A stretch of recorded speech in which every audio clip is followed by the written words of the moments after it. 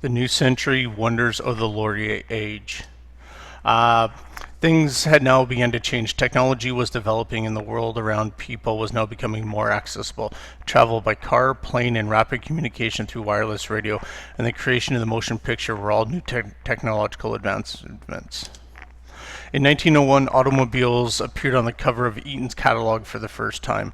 Within the next few years, automobiles became more affordable and more people were now being able to be seen on the Canadian streets. The profits to be made in the automobile industry was huge. Companies like Massey Harris and the Canadian Cycle and Motorcycle Company went into production. Most of the vehicles were hybrids that included American engines and working parts mounted on a Canadian body. So Canadian manufacturers created the body but imported all the parts from the United States. Not everyone was happy about the coming of the car. In 1908, PEI banned the automobile on the claim that they tore up the roads and frightened children and livestock. In BC, however, the response was positive because it allowed people to go farther distances.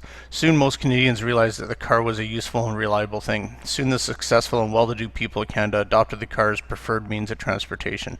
In 1908, Canada opened its first gas station in Vancouver as a result of the popular growth of use of automobiles. Most vehicles in BC were restricted to the south because of the lack of good roads in the north of the lower mainland. Here's the arrival of the first car. Soaring through the air. The use of airplanes in Canada took much longer to catch on than the use of the automobile. Crashes were frequent and most pilots did their own repairs and maintenance. The first successful flight in Canada was in 1909 in Baddock, Nova Scotia. J.A.D. McCurry was the pilot and he flew the plane called the Silver Dart 10 meters above the ground for almost a kilometer at 30 kilometers an hour. Here's an example of his plane. At the turn of the century, Canada was a world leader in telephone use. 1901 census counted over 300,000 phone lines. This was nearly twice as many per person as in the United States. Wake-up calls were often offered to encourage new customers to subscribe. Other companies like the Victoria and Esquimalt Telephone Company had children run errands for subscribers at a rate of 15 cents for half an hour. The working conditions for the operators were undesirable and the headphone sets weighing 3 kilograms and the hours and pay being dismal, as you can see on page 285. In 1901, Canada received the first wireless telegraph from England on Signal Hill in Newfoundland. It was the first message to cross the Atlantic without use of any wires, and it was in Morse code. In 1902, the McCartney Wireless Telegraph Company was set up in Glace Bay, Nova Scotia. They established a permanent radio communication across the Atlantic. In 1908, they announced that they would transmit messages from the public at a rate of 15 cents a word. In 1907, Canadian inventor Frederick Fassenden transmitted the world's first radio broadcast of music and voice. The radio was slow to catch on. So these are all things in today's society that seem trivial, but these were the first inventions. And again, it takes time for some of these things to catch on and then some adaptations and modifications, and then it becomes massively used. Here's the original telephone that was used. Then here's a lady operating the switches at the telephone center. Superior reception over water increased the use of wireless radio and shipping. In 1913, the use of radios was increasing with the publicity surrounding the role they played in the sinking of the Titanic. The Titanic wired a message alerting rescue ships, and it allowed for 700 lives to be saved in the sinking. It was around the same time that new moving picture shows were coming out. The first public screening in Canada was in 1896. Viewers paid 10 cents to crowd into a hall in Ottawa to see several one-minute films showing people doing everyday things. So it's not like the movies you guys see today. It was back then. It was just random people doing random things around the house.